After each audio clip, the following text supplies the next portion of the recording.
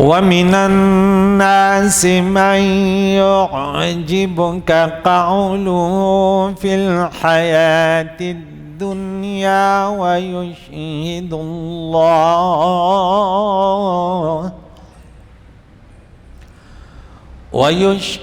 اللَّهَ عَلَى مَا فِي قَلْبِهِ وَهُوَ أَلَدُّ الْخِصَامِ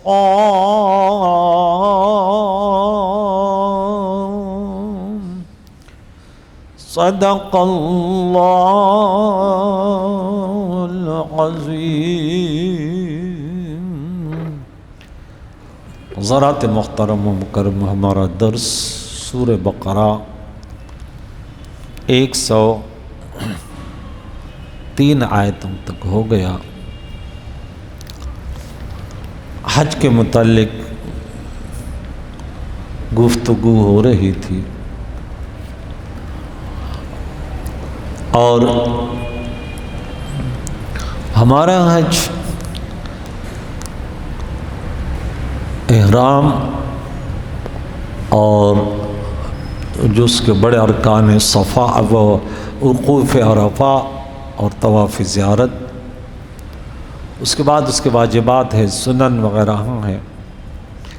لیکن جب یہاں سے فارغ ہو جاتے ہیں، جیسے کہ 12 ذی الحج کو کوئی آ جاتے ہیں، کوئی 13 کو، امن تاخر فلا اثم علیہ، کوئی 13 کو آ جائے تو رمی جمار کر کے آ جاتے ہیں۔ اس کے بعد مدینہ تو طیبہ کا سفر کر دو۔ اس کے متعلق ایک دو باتیں آپ کو بتا دوں کہ پیارے آقا دو جان علیہ الصلوۃ والسلام کے روز مبارکہ پر جانا بڑی سعادت مندی ہے، اور ایک محبت کرنے والا اس کی تو بڑی آرزو اور تڑپ ہوتی ہے۔ یہ محبت کی علامت ہے، حضور کی محبت ایمان کے لیے شرط ہے، الفت محمد دین حق کی شرط اول ہے۔ مجنون جو ہے وہ لیلا سے محبت کرتا، کسی نے ان سے پوچھا، بولا تو اتنا چلتا رہتا ہے، سیر و تفریح کرتا رہتا ہے، تو یہ بتا تمہیں دنیا میں کون سا شہر بڑا اچھا لگا؟ ارے بولا لیلا کے شہر جیسا کوئی شہر ہی نہیں ہے۔ تو ہم تو مسلمان ہیں، اور مجنون کی کیا محبت ہوگی جو ایک امتی کی اپنے نبی سے ہے۔ پشتو میں ایک بڑی اچھی نعت ہے، وہ کہتے ہیں مراز مجنونا مراز مجنونا مقابل دا محبت پباب تا پلیلا ما پا مصطفیٰ نبی جڑلی دی۔ کہ تو لیلا کے فراق میں رویا، میں اپنے محبوب کے فراق میں رویا، لیکن یہ تو قیامت کے دن پتہ پھر چلے گا، تو وہاں لیلا کو بھول جائے گا۔ تو حدیث مبارکہ میں آتا ہے، حضرت ابن عمر رضی اللہ تعالی عنہما سے روایت ہے کہ نبی اکرم صلی اللہ تعالی علیہ وسلم نے فرمایا، جس نے حج کیا اور میری زیارت نہیں کی، اس نے مجھ سے بے وفائی کی ہے۔ ایک اور حدیث ہے حضرت ابن عمر رضی اللہ تعالیٰ عنہ سے کہ رسول اللہ صلی اللہ علیہ وسلم نے فرمایا، جس نے حج کیا اور میری وفات کے بعد میری قبر کی زیارت کی، گویا اس نے میرے حیات ظاہری میں میری زیارت کی۔ سنن کبریٰ جلد نمبر 5 صفحہ 246، معجم کبیر جلد نمبر 12 اور صفحہ 310، مجمع زوائد میں بھی جلد نمبر 4 صفحہ 2 پہ موجود ہے یہ حدیث۔ امام حاکم، ترمذی، امام بزاز، امام ابن خزیمہ، امام ابن عدی، امام دارقطنی اور امام بیہقی نے حضرت ابن عمر رضی اللہ تعالیٰ عنہ سے روایت کی، رسول اللہ صلی اللہ علیہ وسلم نے فرمایا، جس نے میری قبر کی زیارت کی، اس کے لیے میری شفاعت واجب ہو گئی۔ کعب بن ابن عدی جلد نمبر 6 صفحہ نمبر 235، شعب الایمان جلد نمبر 3 صفحہ 490، مجموع الزوائد جلد نمبر 4 صفحہ 2، کنز العمال حدیث نمبر 42583۔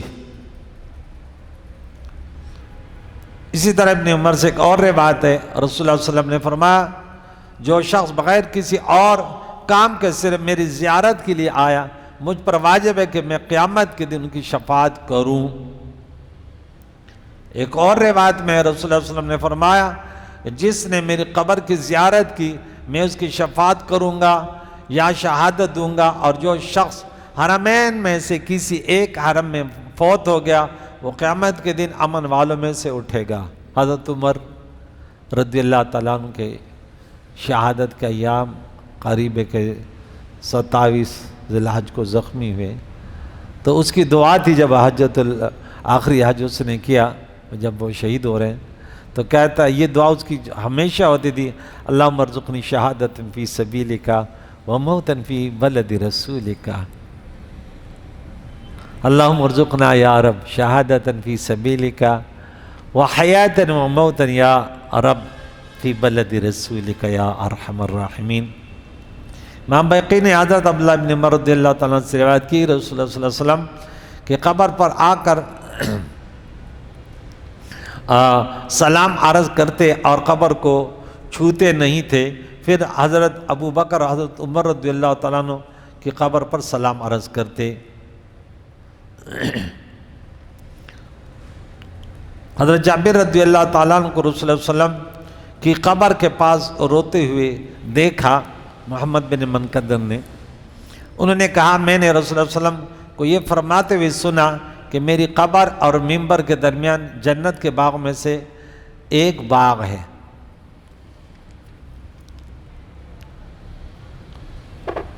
ایک اور روایت ہے حضور صلی اللہ علیہ وسلم کی قبر پر آ کر کھڑے ہوئے، کون ہے روایت کہاں سے؟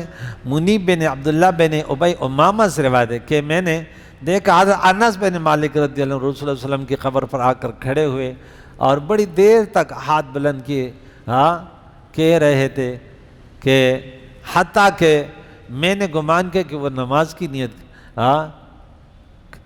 کھڑے کر کے وہ کھڑے ہیں، پھر سلام عرض کیا اور چلے گئے۔ امام بیہقی نے حاتم بن مروان سے روایت کیا کہ عمر بن عبدالعزیز رضی اللہ تعالیٰ عنہ کسی قاصد کو مدینہ منورہ میں بھیجتے تھے کہ میرا سلام حضور کو پیش کرے، جا کے حضور پاک صلی اللہ علیہ وسلم کو سلام کرے۔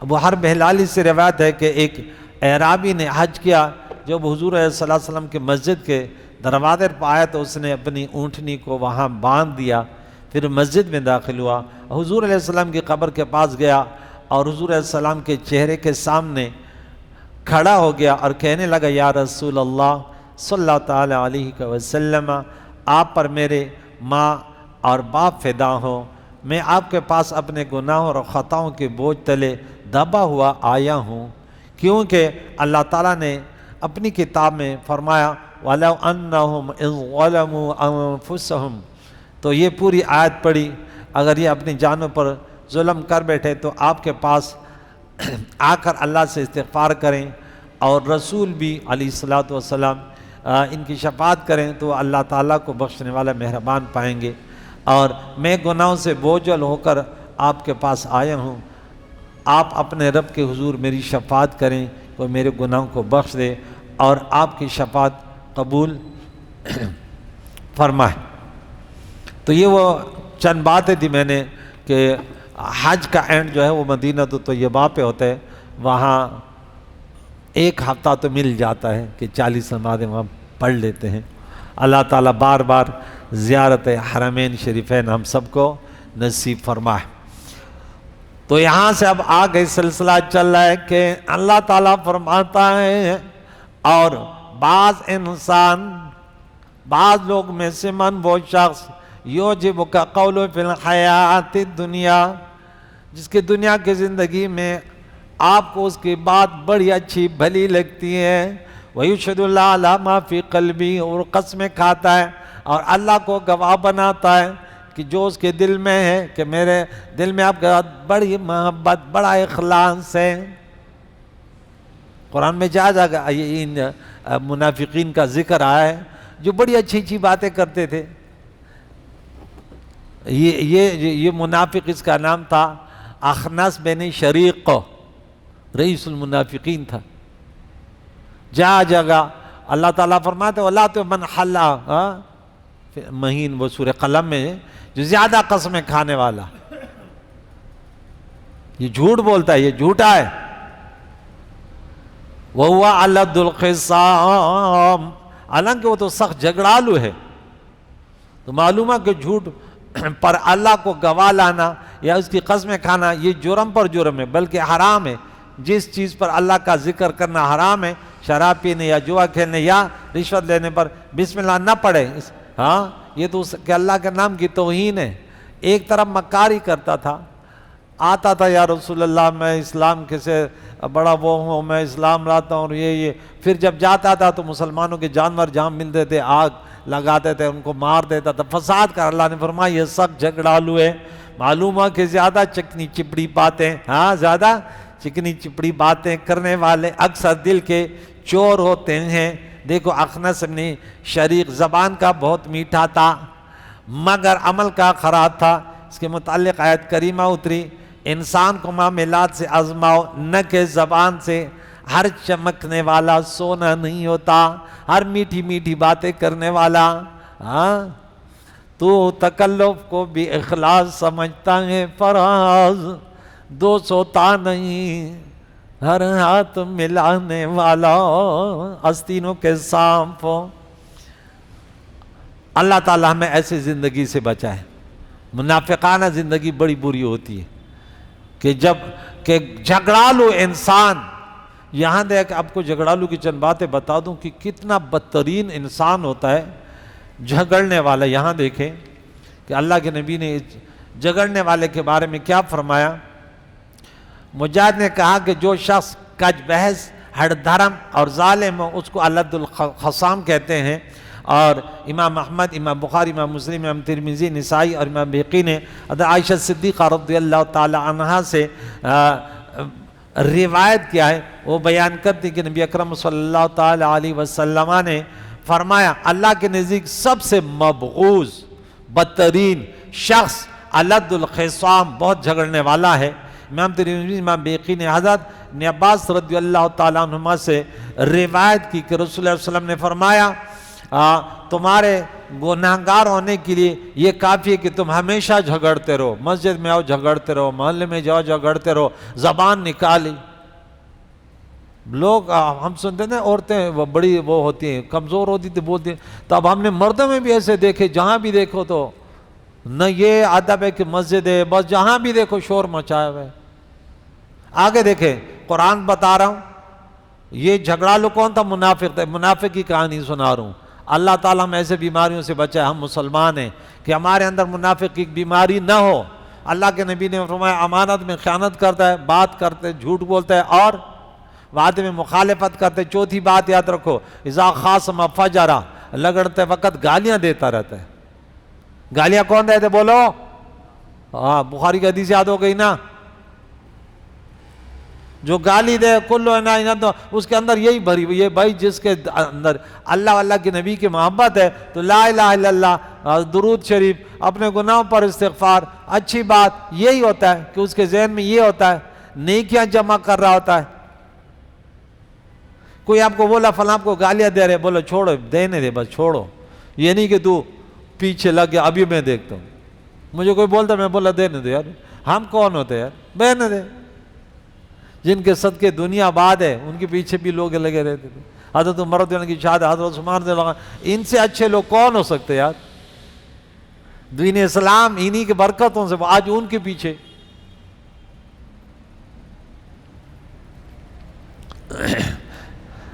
امام بہقی نے عبد الکریم الجزری سے روایت کیا ہے کہ متقی کبھی جھگڑا نہیں کرتا.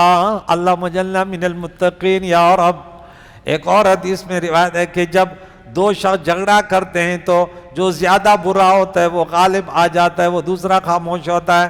امام ابو درداء رضی اللہ تعالیٰ عنہ سے روایت ہے، کون؟ امام احمد سے یہ نے روایت کی کہ تمہارے گناہ کے لیے کافی ہے کہ تم ہمیشہ لڑتے رہو، اور تمہارے ظلم کے لیے کافی ہے کہ تم ہمیشہ جھگڑتے رہو. اور تمہارا جھوٹے ہونے کے لیے کافی ہے کہ تم ہمیشہ باتیں کرتے رہو، فضول باتیں، سوائے اس گفتگو کے جو اللہ کے متعلق کی جائے، اللہ کا ذکر کی جائے، نبی کا ذکر، قرآن کا درس، حدیث کا ذکر۔ امام احمد حضرت ابو درداء رضی اللہ تعالیٰ سے روایت کرتے ہیں، جو بہت باتیں کرتا ہے وہ بہت جھوٹ بولتا ہے، اور جو بہت قسمیں کھاتا ہے وہ بہت گناہ کرتا ہے، اور جو بہت جھگڑا کرتا ہے اس کا دین سلامت نہیں رہتا۔ اس کے بعد فرمایا، اور جب اس منافق سے کہا جاتا ہے کہ زمین میں فساد نہ ڈالو اور اللہ کی نافرمانی نہ کرو، تو وہ ضد اور تکبر میں آ کر اور بڑھ چڑھ کر فساد کرتا ہے اور اللہ کی نافرمانی کرتا ہے۔ یہاں رب کریم نے فرمایا وَهُوَ لَدُّ الْخِصَامِ وَإِذَا تَوَلَّى، جب پھر جاتا ہے، چلا جاتا ہے، سعی کوشش کرتا ہے، پیٹ پھیر کے جب جاتا ہے زمین میں، لِيُفْسِدَ فِيهَا، تاکہ اس زمین میں فساد کرے، اور انسان کو فسادی نہیں، کیونکہ اللہ تعالیٰ فسادی سے محبت نہیں کرتا، اور وہ کھیت اور نسلیں تباہ کرتا ہے، کھیتی اور جانوں کو تباہ کرتا ہے۔ وَاللَّهُ لَا يُحِبُّ الْفَسَادَ، فساد مصدر ہے اور مراد کیا ہے اس میں فاعل، فساد کرنے والے سے اللہ محبت نہیں کرتا۔ فساد، کوشش کرو، میں نے سننے والوں کہ امن قائم کرو، جہاں پہ رہو آپ کی وجہ سے فساد نہ ہو۔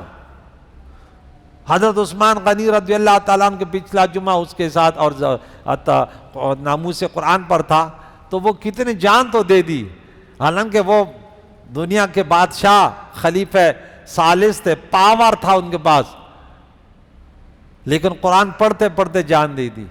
فَسَيَكْفِيكَهُمُ اللَّهُ، اس پر ان کے خون کے قطرے گرے، بولے یہ وہ ہاتھ ہے ظالموں جو اس کو تو نے کاٹا، یہ اللہ کی کتاب کو لکھنے والا، جان دی اسی کی تھی۔ حق تو یہ ہے کہ حق ادا نہ ہوا۔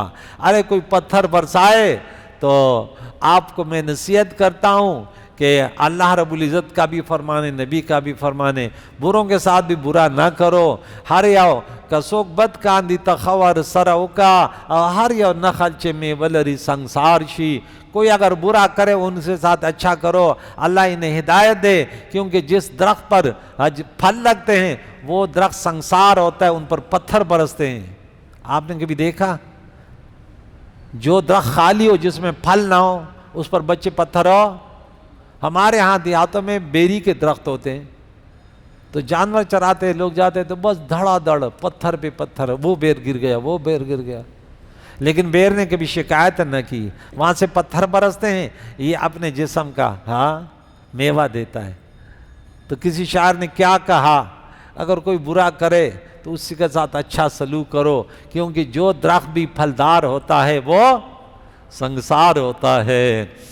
واللہ لا يحب الفساد لا يحب المفسدین لا يحب الظالمین۔ وَإِذَا قِيلَ لَهُ اتَّقِ اللَّهَ، جب ان سے کہا جاتا ہے اللہ سے ڈرو، أَخَذَتْهُ الْعِزَّةُ، تکبر غرور اسے گناہ پر آمادہ کرتا ہے، بالإثم فحسبه جہنم، اس کے لیے جہنم کافی ہے۔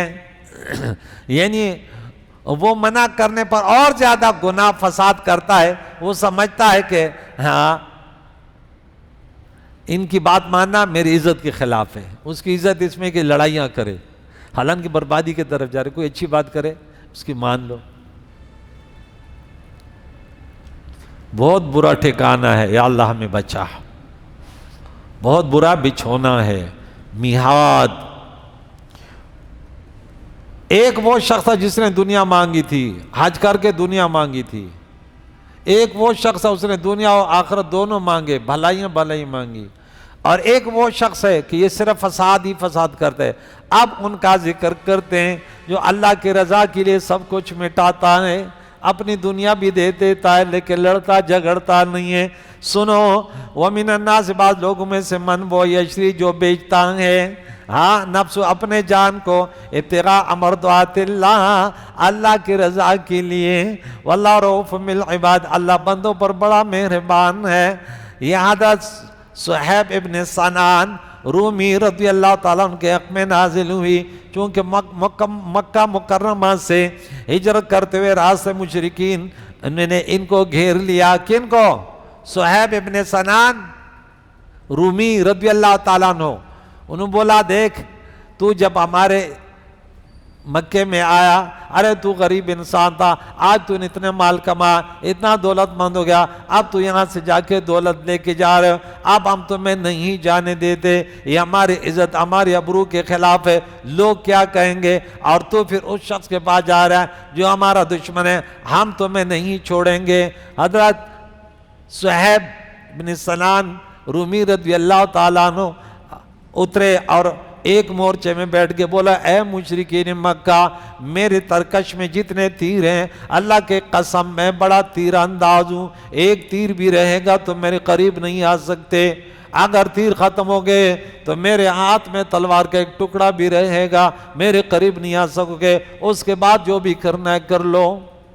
ہاں اگر تمہیں میری دنیا چاہیے، میرے دولت چاہیے، ارے مکے میں میرا گھر ہے، ارے میرا جو مال ہے میں تمہیں نشاندہی کر دوں وہ لے لو، اور مجھے اپنے محبوب کے پاس مدینہ منورہ جانے دو۔ وہاں انہوں نے بولا ٹھیک ہے، وہ تو دنیا پرست ہے نا، مادہ پرست ہے نا، مجنون، ہر مجنون کو اپنی لیلا چاہیے، کسی کے لیے اللہ کی رضا مل جائے، کسی کو دولت چاہیے، کسی کو بنگلہ چاہیے، کسی کو انا کے مسائلوں میں لڑنا کہ مجھے بس لوگ کہیں یہ بڑا عقل مند ہے۔ جو اپنے آپ کو بڑا سمجھا، اللہ نے کیا فرمایا؟ بولے جنت سے محروم ہے، لا یریدون فی الارض ولا فسادا۔ تو جب مدینہ منورہ میں پہنچا، اللہ اکبر، جبرائیل علیہ السلام پہلے آ کر حضور علیہ السلام کو پورا واقعہ سنایا، بولا تیرے غلام نے کیا قربانی دی۔ حضور نے فرمایا اے صہیب آپ کو آپ کی تجارت مبارک ہو، رب فرماتا ہے وَمِنَ النَّاسِ مَن يَشْرِي، لوگوں میں سے ایک وہ بھی ہے جو اپنے آپ کو اللہ کے رضا کے لیے بیچ دیتا ہے، ارے سب مال و دنیا دے دیتا ہے تاکہ اللہ راضی ہو جائے۔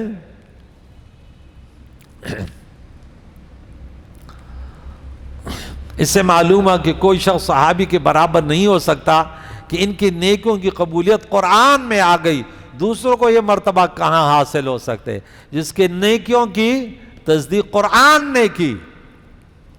ہم تو بڑے گناہگار خطاکار بڑے دور ہیں، پتہ ہماری نیتوں میں کیا فتور ہے، یہ تو ایسے تھے، اس لیے معیار ایمان صحابہ ٹھہرے۔ یا ایھا الذین آمنوا، اے ایمان والو، دیکھیں اس کا پہلی آیت کا شان نزول کون تھا؟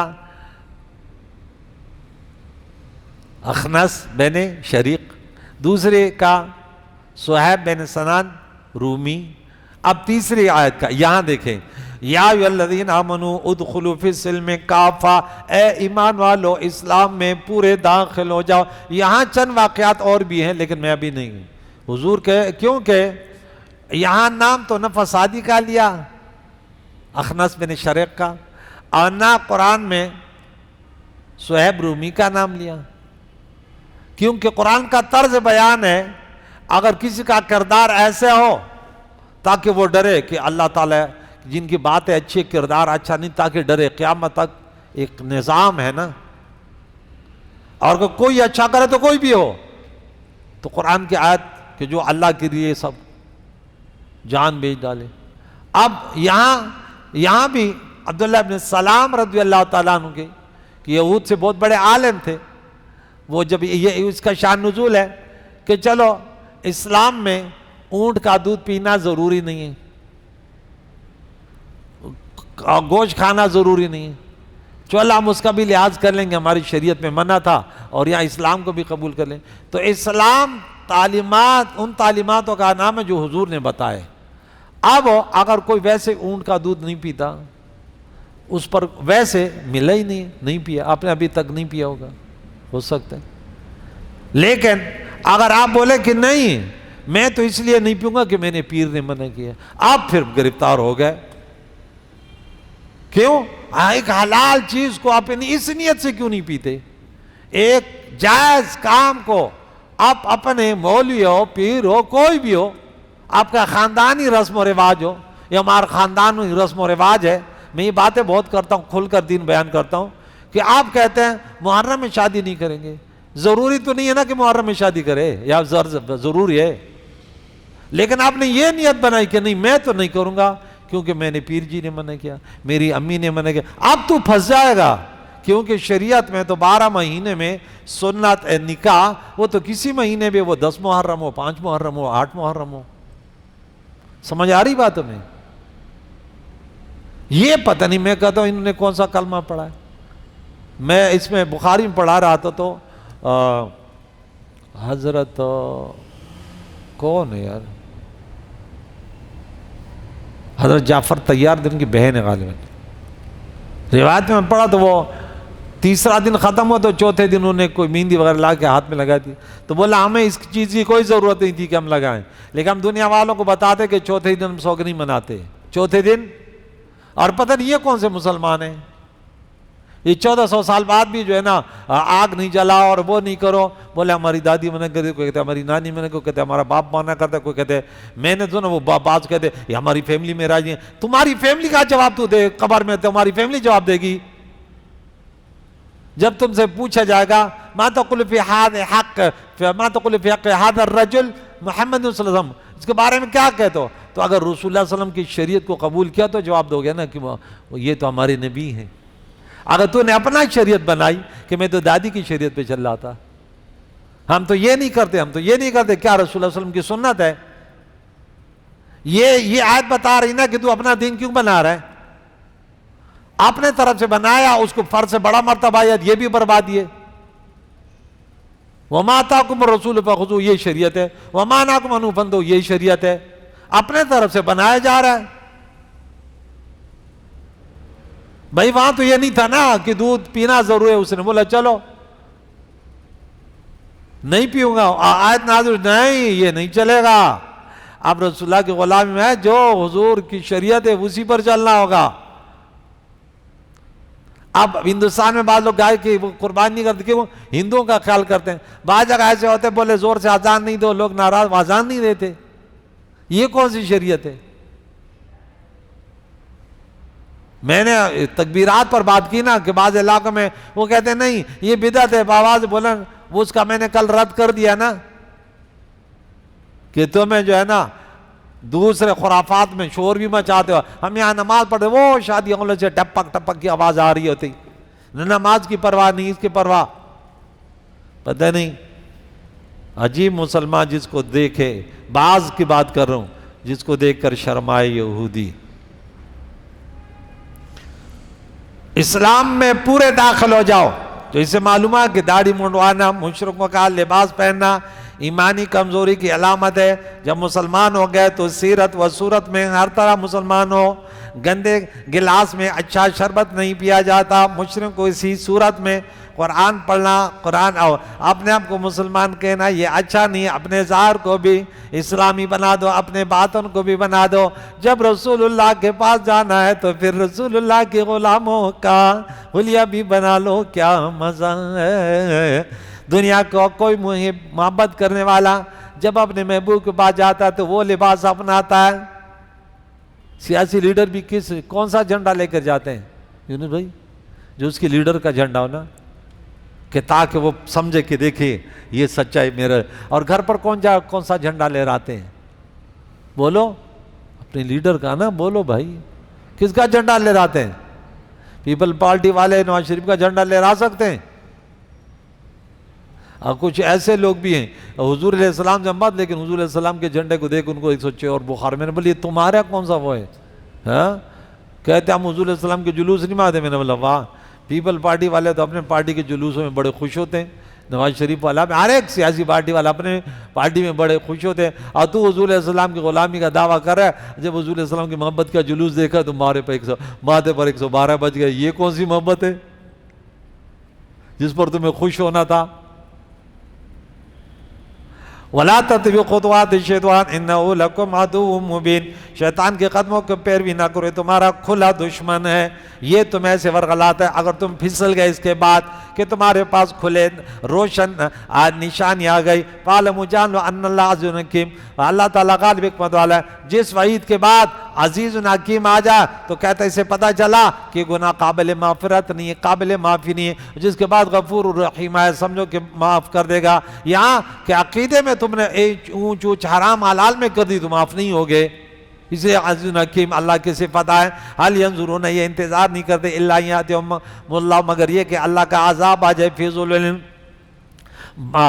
ظلم من الغمام میں، چھائے ہوئے بادلوں میں، بادلوں کے سائے میں، والملائکہ، اور فرشتے، عذاب کے فرشتے آ جائیں، وقضی الامر، ان کا کام ختم ہو جائے، وَإِلَى اللَّهِ تُرْجَعُ الْأُمُورُ، اللہ کی طرف تمام کام ہی رجوع کریں گے، تمام کاموں کا ترجعو، لٹائے جائیں گے امور کام، ہاں سب کاموں کی رجوع اللہ ہی کے طرف ہے۔ کریم اللہ سے دعا ہے۔ یہاں پہ یہ بتایا کہ دیکھیں آپ لوگ اگر اس کا انتظار کرو، دلائل روشن دلائل آئے، پھر کہا کہ اللہ آ جائے، یعنی اللہ کا عذاب، اللہ کا عذاب آ جائے یا اللہ کے عذاب کے فرشتے آ جائیں گے، پھر تو تمہیں ایمان فائدہ ہی نہیں دے گا، پھر کیا کا فائدہ؟ تو اس سے قبل انسان کو چاہیے کہ اپنی زندگی میں اللہ تعالیٰ کے حضور توبہ کرے۔ اللہ بڑا کریم رحیم ہے۔ پیارے اللہ قرآن مجید فرقان حمید کی تعلیمات پر عمل کرنے کی توفیق عطا فرمائے۔ حاضرین و سامعین کو اجر عظیم، ان کے پریشانیوں کو دور فرما۔ پیارے اللہ بے روزگاروں کو رزق حلال، بے سہاروں کو سہارا، بے اولاد کو نیک و صالح اولاد، جو نیکوکار مزید نیکیاں کرنے والے، جو گناہگار ہیں انہیں موت سے قبل توبۃ نصوح کی توفیق عطا فرما۔ ہم سب کے مرحومینوں کی مغفرت، زندگی دین اسلام پر جینے اسی پر موت نصیب فرما۔ وصلی اللہ تعالی علی خیر خلق محمد وعلی آلہ وصحبہ اجمعین برحمتک یا ارحم